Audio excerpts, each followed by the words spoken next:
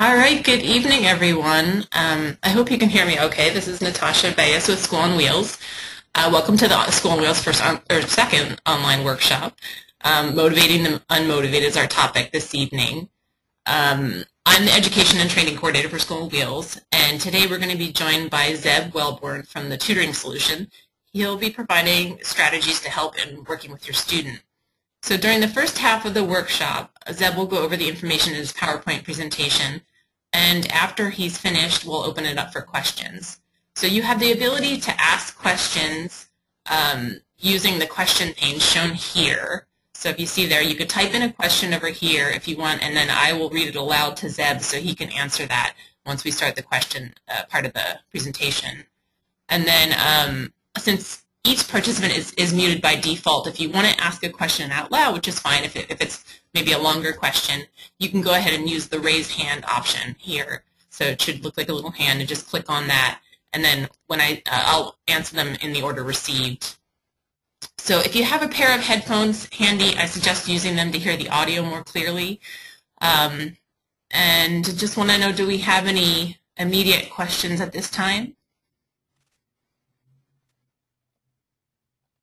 I don't see any. All right, so right now I will introduce you to our presenter. I'm very excited to introduce Zeb Wellborn. Zeb runs his own tutoring company, the Tutoring Solution, which works with students across Southern California.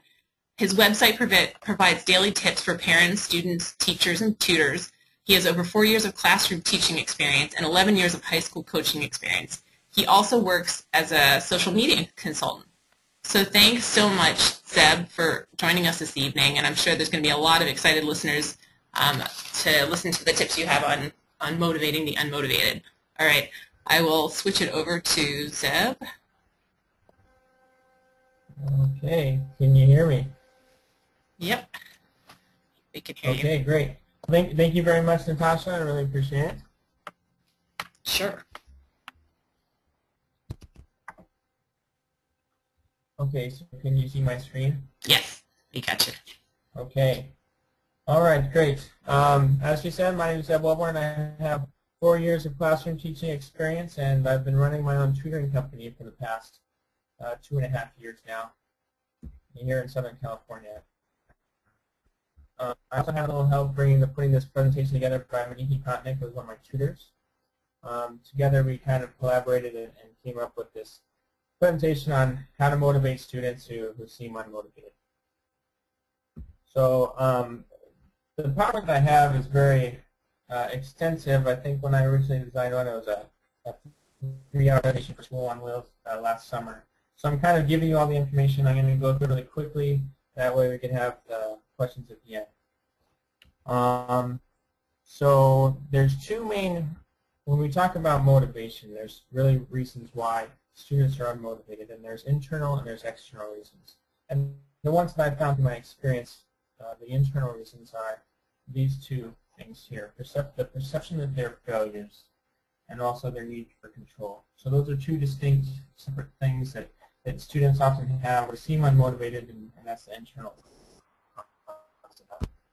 And then we have the external causes, where they have the lack of support, the lack of tools or resources, the conflicts of style, the demands, if there's violence at home or outside of the home, or drugs and alcohol are involved. So yeah, students are inherently motivated to learn. They learn to be unmotivated when they repeatedly fail. And if you look on the upper right-hand corner, one of the things I wanted to talk about was the motivation. Every student is motivated. It's not a fact of they're motivated for different reasons. And a lot of times they're perceived as being unmotivated in the school setting because they're not given the tools that are needed to succeed. And I'll give you an example. I had this one student, his name was Kyle, and he was one of my favorite students. He was I saw him as this very motivated, very meticulous, and he was amazing with technology. So I specifically designed a lot of lessons around his need for showing his expertise when it came to technology. But I remember talking to several different teachers one time when we were talking about Kyle, And to me, Kyle got low grades in my class, but to me, he was this very motivated individual. He just wasn't focused when it came to school. And a lot of the teachers that were in that, when I was talking to the teachers, all they said is, man, that kid does nothing in my class. He just sits there and kind of has that blank stare on his face, and he's extremely unmotivated. But when it came to technology, it was the exact opposite. And kids are like that all over the place. And what I found out was that he had, in his church, he was doing the sound for his church.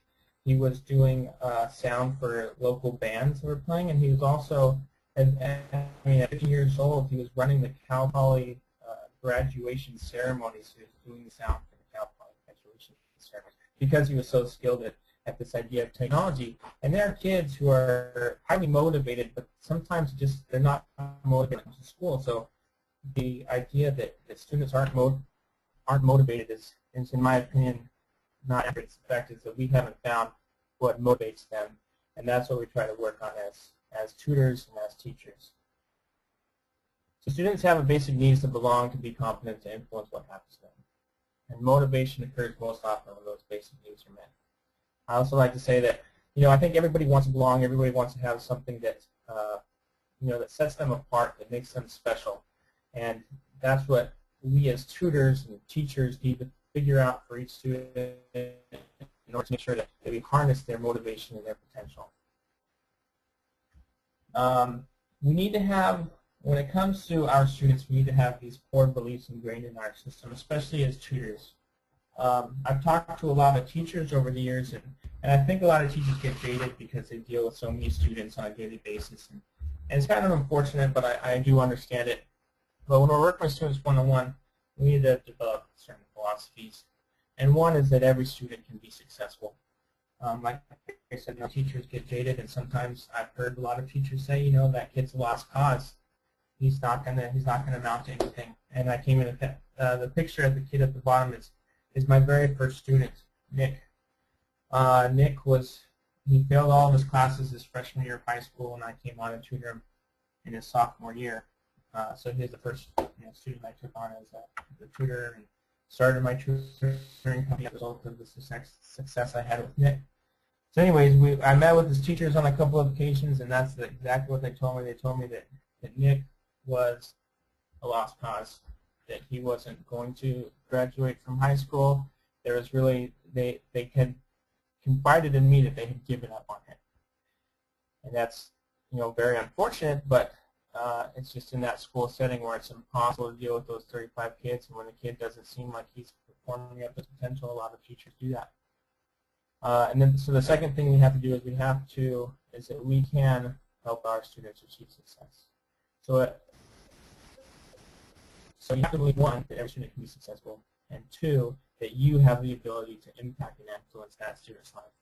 If you don't, you probably shouldn't be tutoring. And before, I want to mention this earlier, but I really do want to appreciate you guys for coming and listening to this conversation, and I also want to, express my gratitude and thanks for doing that. It's one of the things that I'm very passionate about helping young people, educating them, and helping them strive for their goals and achieve their passions. So there's basically 6 strategies that we can focus on to help our students. And I'm going to get into the practical applications of these later on. But one is that we can focus on effort, we can foster hope, we can respect their power, we can be enthusiastic, we can build strong relationships.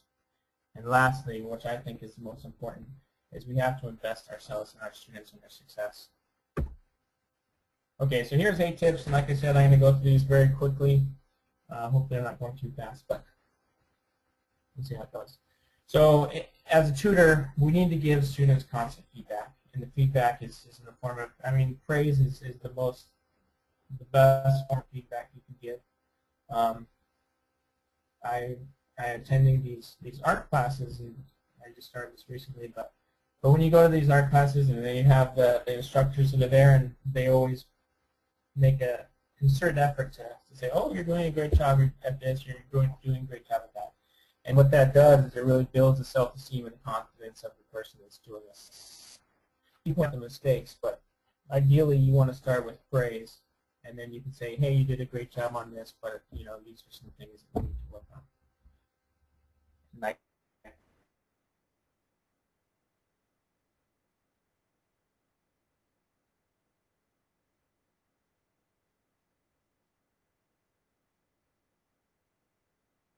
that's what the non-mistakes part of fashion. You say, hey, those are great jobs. You made a minor mistake here. So the first two parts are good, but we want to see what these two things. You want to give the students the opportunity to redo their work. When I say redo their work, let's say, for example, the expectations that you have, or let's say they were making mistakes and you get a test or a quiz back from one of the teachers. You want to have them sit down and you want to explain to them the things or the mistakes they made, and say, let's go over those things again. And that way it'll reinforce the skills that we have developing. The most important thing I think that we can do is separate effort from achievement. And what that means is I think students that are consistently struggling are the ones that are struggling the most, have a real problem, because sometimes they're going to put forth the effort to succeed. They'll study for a test, but the problem is that they don't have the basic skills necessary to perform well on tests. And it happens a lot when I tutor students, especially when I first start tutoring them, is that they will prepare for this test, and I'm working with them, and we're studying, we're doing things, and I think everything's going good, prepared. But what ends up happening is that they take the test. They're failing all their previous tests, and they get the test back, and the test says no. Well, if they were getting 20% in the previous test, and this test bumps up to 50%, to them, in their eyes, it still sees the same thing. But what I've noticed is they've made the effort. And what we want to focus on as tutors, we want to focus on the effort. More on the effort and less on the achievement. Less on what the grade is. Say, did you try your best on this? If you didn't, then let's try to work towards getting a better result.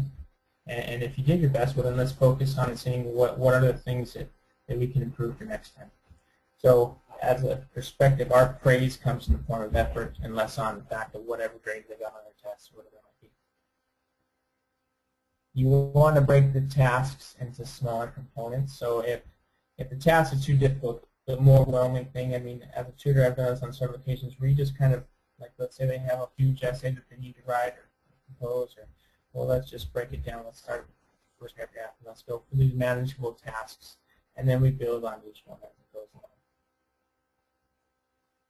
Always be courteous. Always be, respectful. Never use sarcasm. And these all go towards effort, because you need to make sure that they feel comfortable in dealing with you. You want to give reasons for everything. There's a study that was done several years ago there was this individual that wanted to use a copier. The study wanted to show if people would let those people, so there's a line for the copier, and where did this go? So anyways, there's a line for the copier, and they wanted to jump in front of the line, and this lady comes in there and she said, can I use the copier? And they said, 50% of the people would go ahead. But what they found was that when they gave a reason to use that copier to jump in front of this line, 90% of the time people agreed, regardless of what the reason was. So even the reason was because I'm in a hurry. And that says 90% of the people said agreed to let the person jump in front of the line.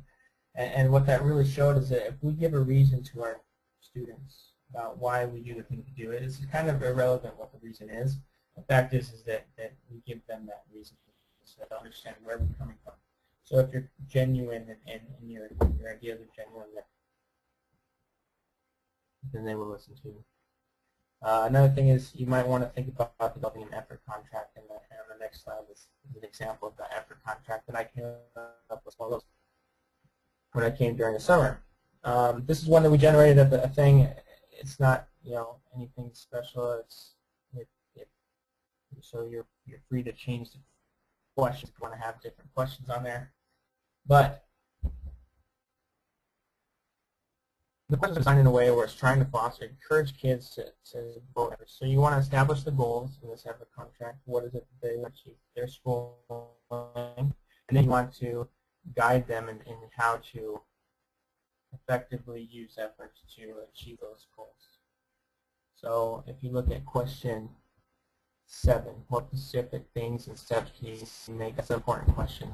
What steps can you take to achieve the changes? And then what things, and then what specific things or steps can you take to make those changes? What things might get in your way? And then how can I help as tutor, and how can your parents help? Here's 12 tips to create hope. So one of the things a lot of students feel like, and this is that perception of failure that they have. Like I said, a lot of kids, when they're in the schooling, they perceive that this idea that they're not good at school, or that they don't have what it takes. And in fact, there's a lot of factors that go into that.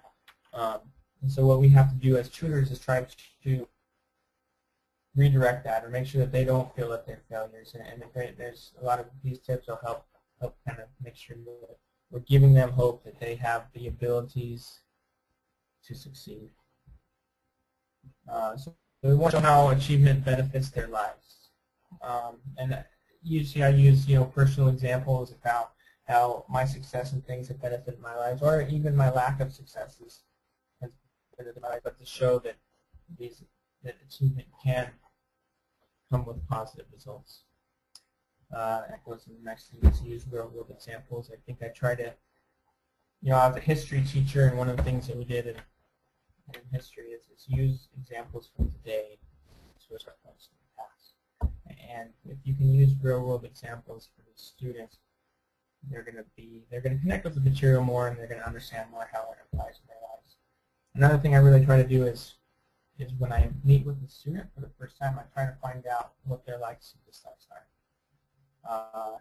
For example, I have this other student named Mahela.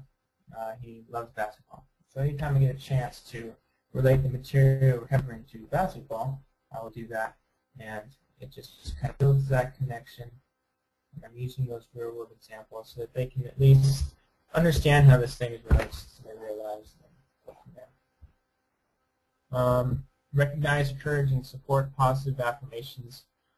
Whenever a kid, when you see a student get excited about the stuff they're learning, or you see them, where they say, "Wow, yeah, I did do good on that test. I studied."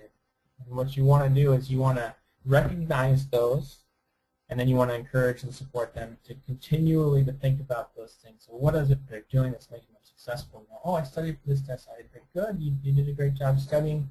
Make sure you do that the next time. You keep doing that, and you're going to see your grades improve. Acknowledge your mistakes. I think as a student, I remember sitting in math classes, and a teacher made a mistake when I'm doing a math problem, and I would be like, "Oh, that teacher made a mistake. He was not as smart as he looks," or something like that. But I remember that the teachers would always hide those mistakes. So they'd never say, "Oh, I made a mistake here." They would either erase it or whatever it was. And mistakes is a critical part of learning. You want to, especially like when you make a mistake, you really want to highlight it. You really want to show like, "Oh, I did make a mistake here. Well, let's figure out how I made this mistake so I don't make it next time." And if you can show that you do that when you make mistakes, the student is going to understand that mistakes are part of learning, and that's very important when it comes to learning. You want to demand more than you expect. All of the tools that I'm giving you can be taken. Some can be taken, some can be applied in different areas, but it's not necessary that you do all of these things or anything like that. It's kind of this overall thing where these are tools that you can use at your disposal. Developing goals is extremely important when you're dealing with students, especially what it is they really want to do. And sometimes the kid knows exactly what he wants to do.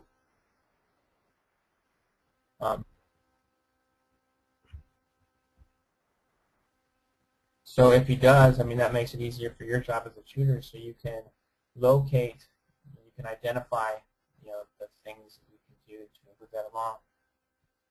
But sometimes, a student isn't sure what they want to do in their long-term goals or anything like that. But you can solidify the things that they find valuable, things that they're interested in, and then you can show how schooling applies to those goals. Being organized is important for a lot of students. A lot of students aren't organized. What I like to do if I encounter a student who is unorganized, I'll sit down and I'll basically organize his stuff for him, and then I'll show him, or him or her how to organize things. And it never works fully. I mean, they never stay completely organized, but they understand the difference between what's organized and what's not. And sometimes a lot of students don't even, they haven't been around somebody who's organized at all, so they struggle with that. We need to ensure the adequacy of basic skills. A lot of students don't have the basic skills when it comes to algebra or mathematics or something like that. If they can't add, they're not going to be able to do algebra. And so you really need to be an active person or an active tutor while you're working with the student.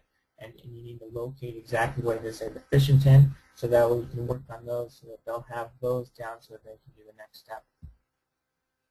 You also want to create challenges that can be mastered. You want to focus on success. Whenever they succeed, you want to encourage that and promote it, and not so much on the mistakes. You really want to highlight.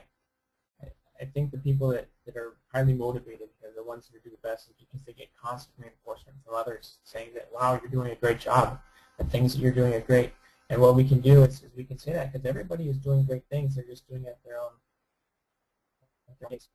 Maybe it's not the level that somebody in their same age group at, but they're learning at their own pace, and we need to kind of foster that learning by focusing on their successes. We need to give before you get. A lot of times we ask a lot of the students for us, and they don't really understand why. So if we give, and when I say give, it's not so much giving them candy or whatever it is. I mean, it's like giving them attention, giving them the time, your time, asking what their interests are, how was your weekend, that type of thing. And because you're really giving your time and your attention to them.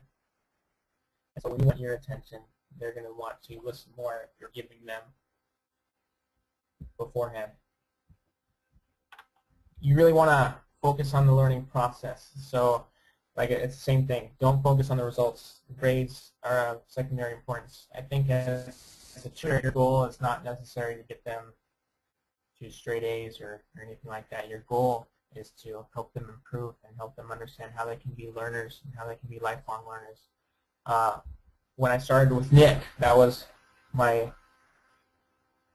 figured, well, here's a student who's failing all of his classes. He seemed like a smart kid. And I asked him, and I said, what is it exactly that I can, this is what I asked him. I said, are you willing to do what it takes to get good grades? Are you willing to get straight A's? And he's like, yeah, I am. And so for me, I thought it was going to be easy. I was like, all right, well, I'll just work with him. If I work with him, and I was going to work with him quite a bit, 2 to 3 hours a day, and I could sit there and I could work with him, then there should be no reason why he can't get straight A's. And what I found was that it wasn't that the grades wasn't the important thing. It wasn't that I needed to get him to straight A's. It was that I needed to get him to improve and to feel like he was being a success. Because what ended up happening was throughout the semester, he would actually sabotage himself as far as his grades go.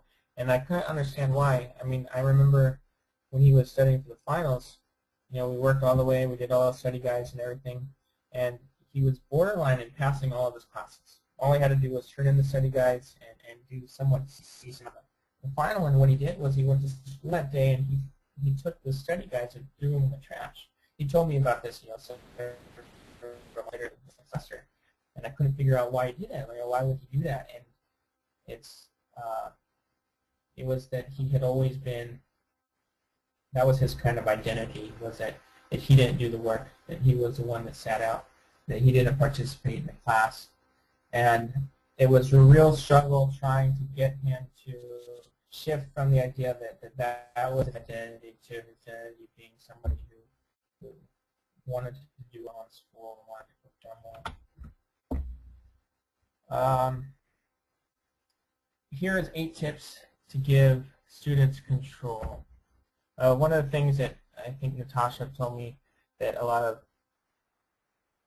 students you guys deal with, they have a real need to take control. And that can be difficult when you're tutoring those students. Here's just some tips that you can use. You give the students choices on what it is that they're covering. You know, what do you want to work on today? You want to work on math? You want to work on English? You want to work on history? Or even within, you know, whatever it is they're doing. Ask for their opinions on things. You know, it kind of depends, but whatever it is, whatever subject you're talking about, you can ask their opinions. Let them teach you something, and this goes along with that give before you get. I found a lot, you know, students have different passions. They have different things that drive them, and me as an individual, I really like to learn from other people, and I can learn a lot from the students I have.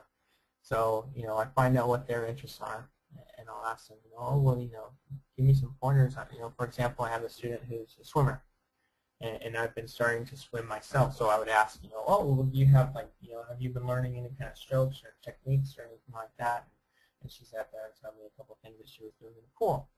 But that gives that where they feel like they're the ones in power, and they have that, and they're letting us teach them. And then when we want them to do something, it makes it easier for them to do that. When I was teaching, I had a lot of students who would really fight for power. Not so much when I was doing the tutoring, but much more so in the classroom. And students really wanted to assert themselves. There are some individual students, you know, the difficult ones. And what I found was that if you gave in to their power in certain situations, and you kind of said, and what I would do is I'd do it individually, so I'd take so if they're, you know, kind of, I guess, going against something that I had, let's say I had an assignment that I wanted them to do, and there's obvious resistance from one of those students, you know, I'd take them outside and give them the opportunity to say, well, what, you know, what would you like to do in this situation? And you can apply that same concept to tutoring sessions.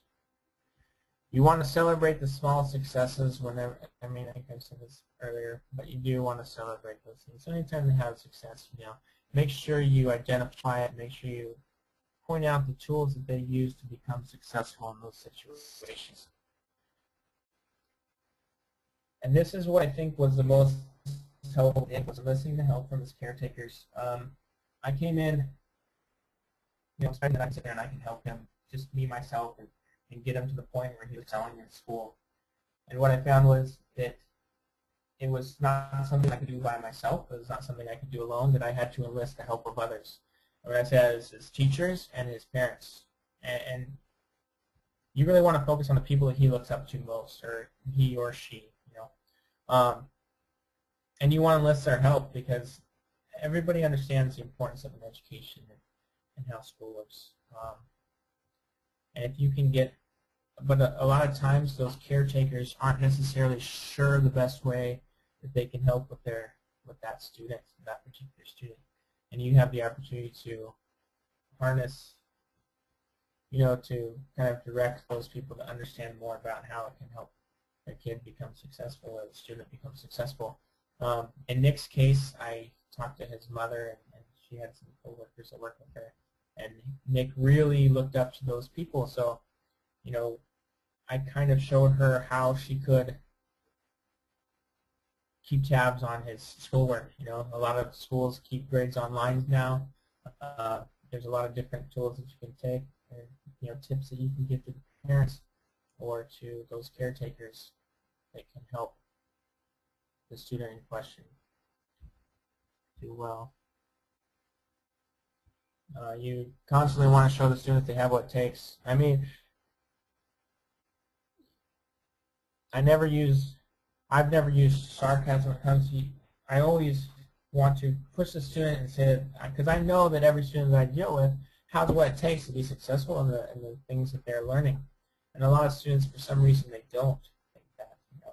to a lot of students where they say, oh, I can't do this, or I can't figure this out. I know that they can. So you want to make sure that they know that you know that they can do what it takes, and then that way they'll have the confidence to do that. If you do get refusals, like let's say a student doesn't want to do something, you need to challenge those refusals. You don't want to say put your foot down, but you want to do that, but you also want to do it respectfully. So you want to talk to them as you're on their level. Don't say, oh, I'm doing this. I said, no. You want to give the reasons of why it is that you do that. And it's okay if they don't have time, but you've got to continually push the fact that they need to do certain steps that they take to become successful in school.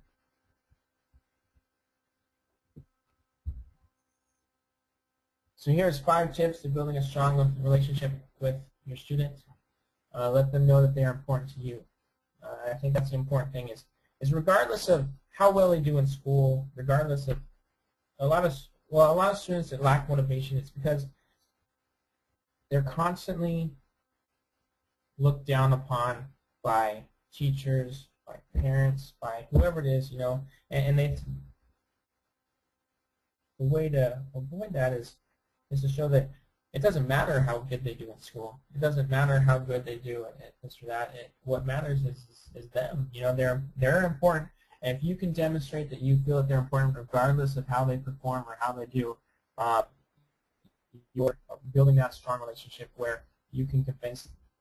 It's easier to convince them that they need to, start doing the things or the tasks that you want them to do. Ask for feedback on the things that you're doing.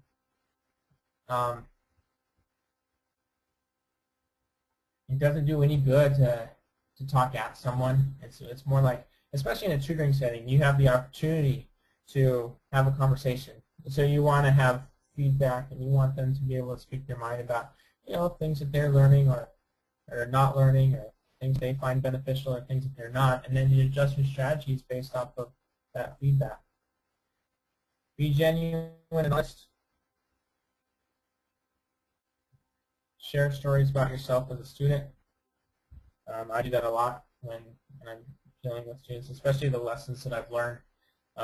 One of the things that I pretty much always tell my students when I tutor them is when I was in high school, I had this huge math test, and I was getting a C in the class, and I wanted to get the B, and I had never really studied before.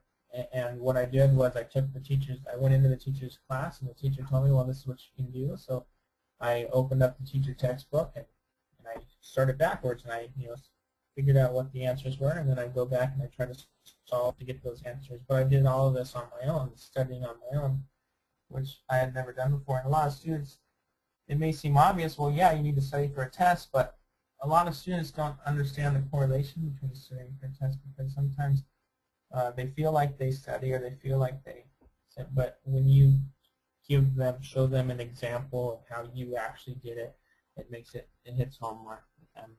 It gives a higher opportunity that they're going to take advantage of that and study the rest of the time. You want to communicate with their caretakers. I think one of the things that when I gave the presentation in the summer to the School on Wheels, a lot of the tutors took home was that it was okay to contact the teachers. I know with Nick, I contacted his teachers, and a lot of teachers gave resistance to the fact, which is unfortunate, I think. All I'm trying to do is help Nick succeed, and there's resistance there because of the way that the school system is set up. They had, they needed to get permission to talk to me, and a lot of teachers just weren't willing to do that. So it became difficult for them, but there were also, out of his 6 teachers, because he was in high school, so he had 6 classes. So out of his 6 teachers, I had 3 that were very helpful, and they gave me feedback on how he was doing and how those other things were. I talked to them about ways that, we worked out ways that we could help Nick succeed, and that was really good for his, for his learning and that type of thing. This is demonstrating enthusiasm. Let them know you enjoy being their tutor. Be a lifelong learner. Be lighthearted, and use their interests. All the things we've kind of talked about earlier. Another thing that I think is very important is show and actually demonstrate that you like learning. I think if you ask any kid who's in high school, any kid who's in elementary, maybe not elementary school, but high school kids especially, you ask them how was school, and most of them say, well, it sucks. Well, me, I love learning, but I know that when I was in high school, I said the same thing because that's kind of what all the other kids say. But you really want to show and demonstrate that you love learning and that they should love learning. And maybe they will still say that it sucks, but at least they'll know how you feel about it. Okay, now this is, I think, is the most important. The thing that I have learned through all my tutoring experience is the one thing that you can do to benefit those who lack motivation is to invest in their well-being and their future. Those students that lack motivation, what I've found is the reason that they lack motivation is because they don't have the support structure that's there. They don't have people that are staying on top of them, and it's not because it's not bad parents or it could be, but there's a variety of different reasons. But the students don't have those people that are encouraging them and promoting them in the sense that they need it. And that's the one thing I think that as a tutor that you need to be able to do. And I do this with my students, especially the ones that lack motivation, is I call them on the phone. If I'm not tutoring them that week, or if they have a big test or something like that, after I know that they have a big test, I'll call, see how it went. I'll call them if I'm not tutoring them that week. I'll call and just give them an update, say how are things going. Nick, for example, I tutored him. So like I said, in his freshman year, he failed all his classes. He's already made up all of those classes, and he's on track to. He's a senior this year. He's on track to graduate. Completing all of his classes, all of his requirements. And that was something that I valued greatly. But one of the things that there's a time period where I tutored him his sophomore year, and we got him to pass all his classes by the end of his sophomore year. So that first semester, he ended up failing his classes because he threw his homework. Second semester, I got him to pass all his classes. So the mom was really happy and decided not to use me for tutoring as often. And so the next semester we started, and within a month, he had dropped back to his old habits. And what I found was that so I came back as a tutor. I helped him get back on track, and he ended up, he was passing his classes again. But then from that point on, I decided I was going to invest in his well-being because I figured that that's kind of why he didn't succeed. So I called him on the phone on a weekly basis. I'd stop tutoring him, so I wasn't there. But I just call him on the phone, hey, how's everything going in your classes? What kind of grades are you getting? Is there anything you could be doing extra? And that did the trick. So he ends up passing all his classes. And I still talk to him this day, and just great. And you want to promote them. You really want to, when you're talking to their teachers, when you're talking to their parents, when you're talking to anybody who you think they might look up to, promote them and say that they're doing an excellent job on the stuff that you're working with them. I can't tell you how many times where I've gone into it, like a parent, I've talked to a teacher, and the teacher says, man, you know what, this kid just doesn't do anything, and he does this and that. But I'm not doing the student, and I know that they do a lot of the work, and I've sat there and I've made sure that they've done the work. So I tell, I always make sure that I say, when he's with me, he does an outstanding job. He works on this, he works on these things. I know he's doing these. I think, and then you just kind of hear the teacher saying, well, this is something that could help us, or what have you. Acknowledge their interests, show you care about their success, and ask them about themselves. Okay, now this is the last slide before we get to the end. There are some questions that were posed before I started this thing that Natasha sent me, so I wanted to address those questions. So here's one of them. How would you suggest I handle the situation? I only have a little bit of homework. I don't feel like reading. Let's play a game. And I think that comes down to expectations. You want to have the students set their goals, and you want to have them set academic goals. And you kind of want to guide them into what it is that they want to excel at or do. And it sounds like you can't have the expectation where tutoring is not necessarily time to play a game. Sometimes it can be, and it can be used as a tool, but is that really going towards the goals that the students have set for themselves. So I think it's, and like I said, all the tips we've given can kind of address that same question. I mean, I think if you applied different of those tips, it would work, but I think that's how I would handle that situation, is I just make sure that we have a discussion about the goals of the student when it came to school, and then say, well, let's achieve those goals. If it's not, then we should focus on something else. And then the other question was, do you agree that boys are harder to get motivated than girls? And I don't think there's a difference. I think it all depends on the upbringing of the student and question, boy, regardless of whether they're a boy or girl. Okay. And I think, I mean, that's it for the presentation side of things. Natasha, are you there? Yep, I am here. Thank you. That was great. I mean, I think we tried to touch upon some of those in our tutor training, which some of the attendees have attended, but it's very hard to get into detail, and your list is great. It's just kind of like keep that at your side when you're having difficulty.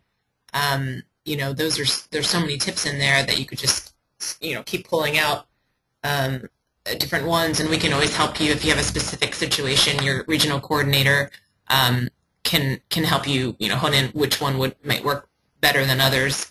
And I think a couple of people asked if they could get a copy of the PowerPoint and the effort contract, and yes, we're going to have that on our website on the Tutor Center. So if anything was, you know, I know we had to cover a lot in a little amount of time, so they'll be up there, and you can ask more questions, and we can always contact Zeb if we need more clarification. So I guess now I just want to open up to any other questions that weren't submitted ahead of time of maybe scenarios or something that's happened recently, and you just haven't been able to figure out how to encourage your student.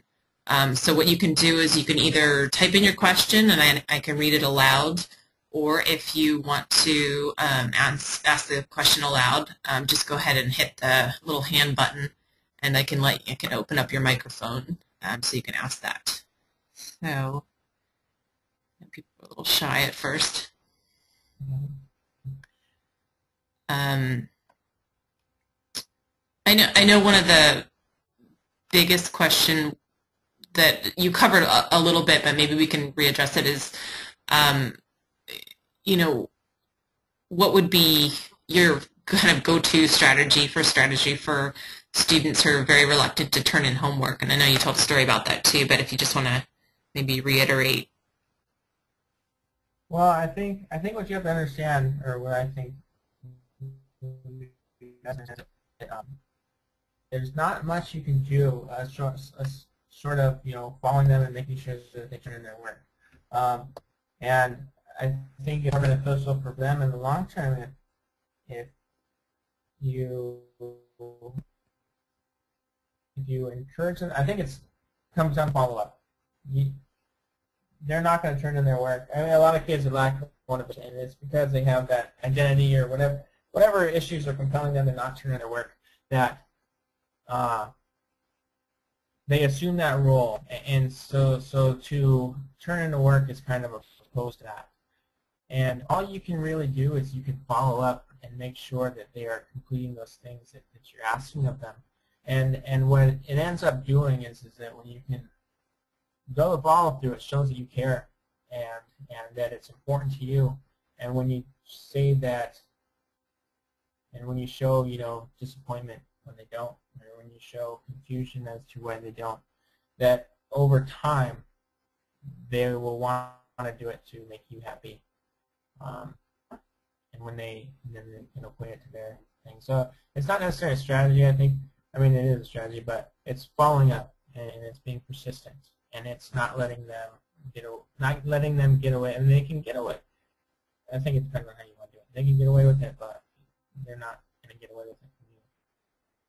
You're going to be the one that's responsible for turning that stuff in. And yeah, does that answer that question? Yeah, I think so. I mean, it's difficult, obviously, to get the story in each different case, but I think that's your tips of, you know, were really appreciated and would help in that situation. We had another question too about how do we concentrate on the basics when the student has homework due. And I know that's something we try to address, but we'd really like to hear your input on that. Okay, well, this is, I mean, all these things are my opinion on certain things. I think it's more important, homework is, the purpose of homework is to get them to understand the material. So if they're not understanding the basics, then the homework is irrelevant. And their grades may suffer as a result. You know, you want to teach them and you want to encourage them that they need to turn in their homework and they want to do those things. But if they don't have the skills to it, they're going to, you know, have that perception that they're a failure. And they're not a failure, they just don't understand how to do the basic skills.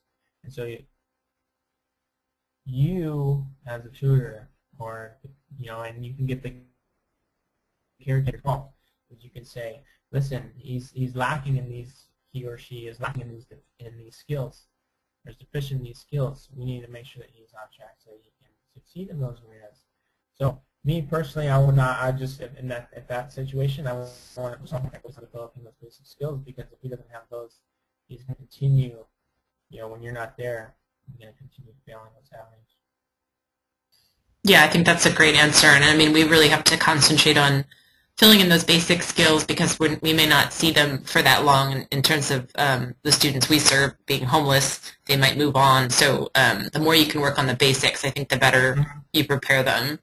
So we had another question. It says, what about a student who's a senior in high school who seems to have the attitude that he's just waiting for school to end so that he can get on with his life?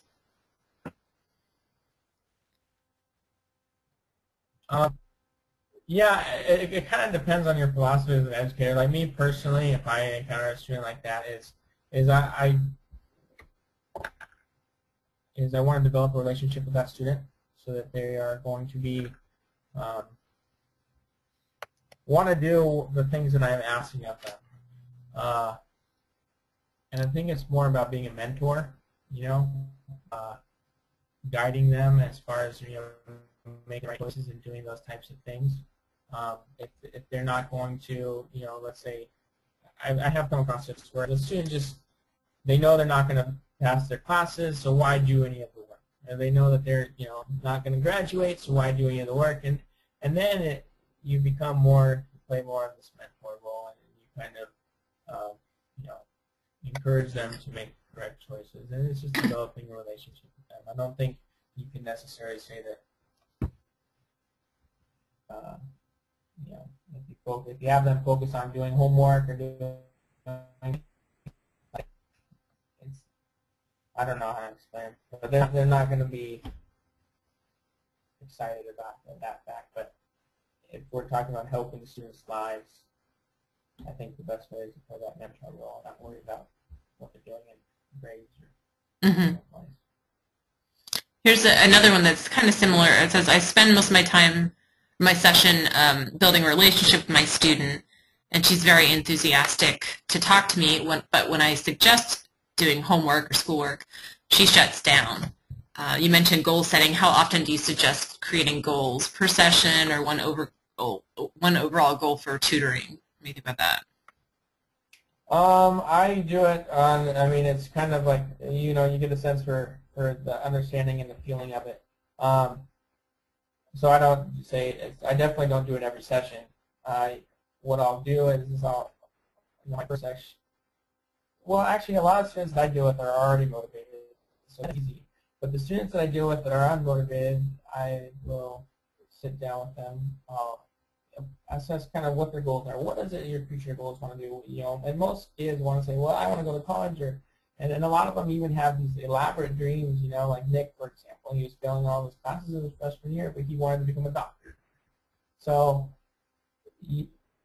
it's just taking those steps to understand, to say that, you know, here's what you have to do in order to achieve those goals, and then you be persistent. And sometimes they're going to rebel, or they're not going to want to do the work, but persistence pays off, especially with students. And if you can show that you're excited, motivated, and that you care about them, they are going to eventually, it may take time, but eventually they're going to want to do those things for you.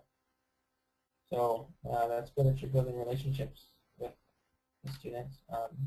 but the relationship is out there. I mean, you have to transfer that, and you have to use that to develop, to get those work habits and to study skills and all those things that students need to succeed.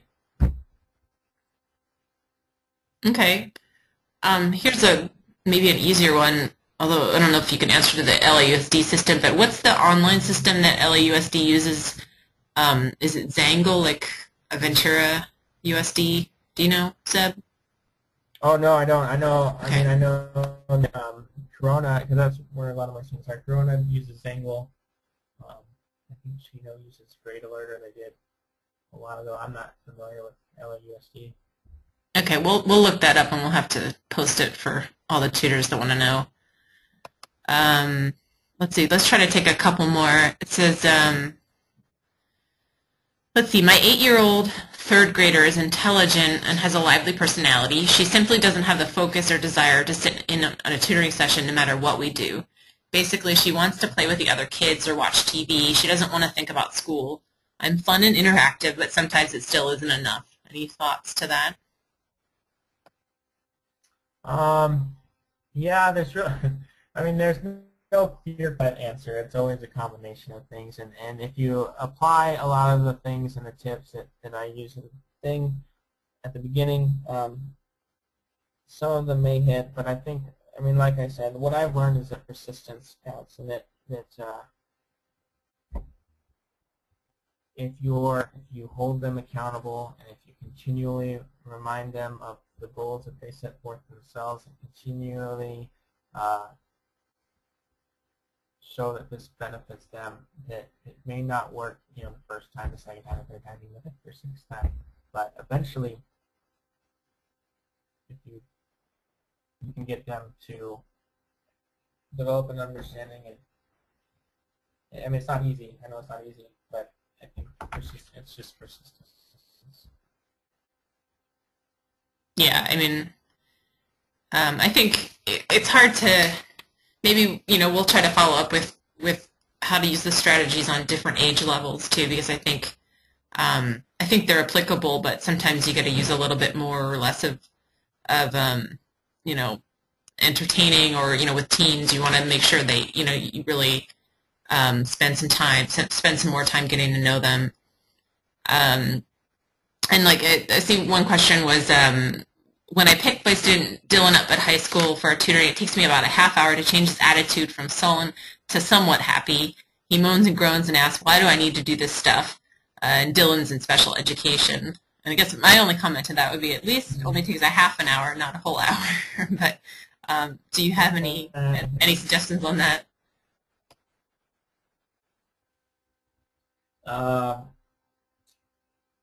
Yeah, I mean, a lot of kids just aren't excited about school, and I mean, with good reason. Like I said, I mean, a lot of times, well, here's one thing that I was going to say earlier was that, everybody wants to be somebody special. Everybody wants other people to look at them and say, wow, that guy is really good at this that they do, or that type of thing. And that girl is really good at what she does. So we kind of pander to that.